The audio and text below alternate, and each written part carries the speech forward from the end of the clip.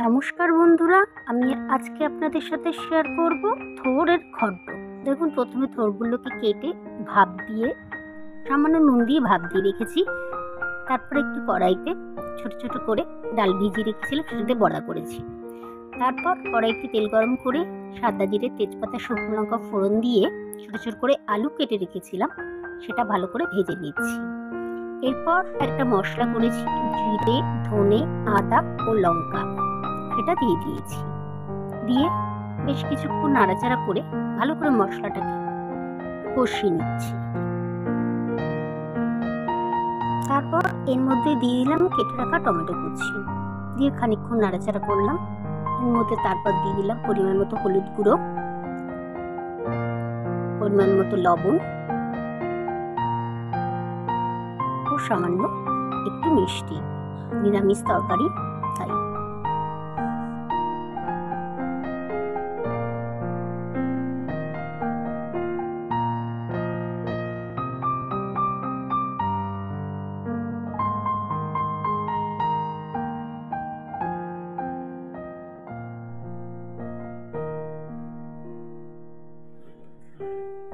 তারপর যখন মশলাটা ভালো করে কষানো হয়ে যাবে, ভাপিয়ে রাখা থোড় তার মধ্যে দিয়ে দিলাম।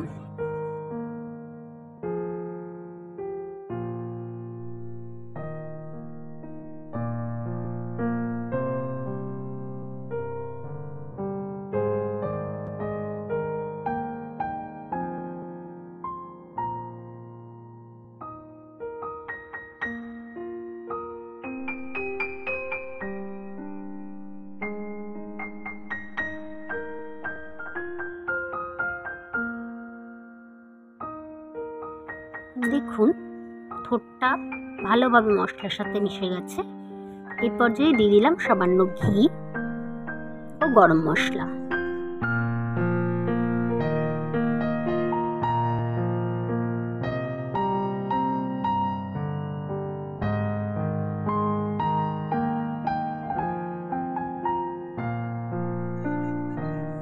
দেখুন, আমাদের থোড়ের ঘন্ট প্রায় রেডি।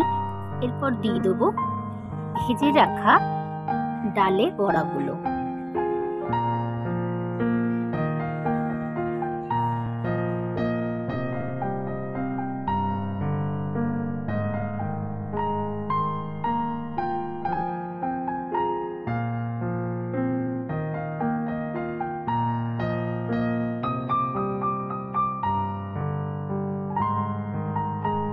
ডালের বড়া দিয়ে সামান্য নাড়াচাড়া করেই রেডি আমাদের ডালের বড়া দিয়ে থোড়ের ঘন্ট।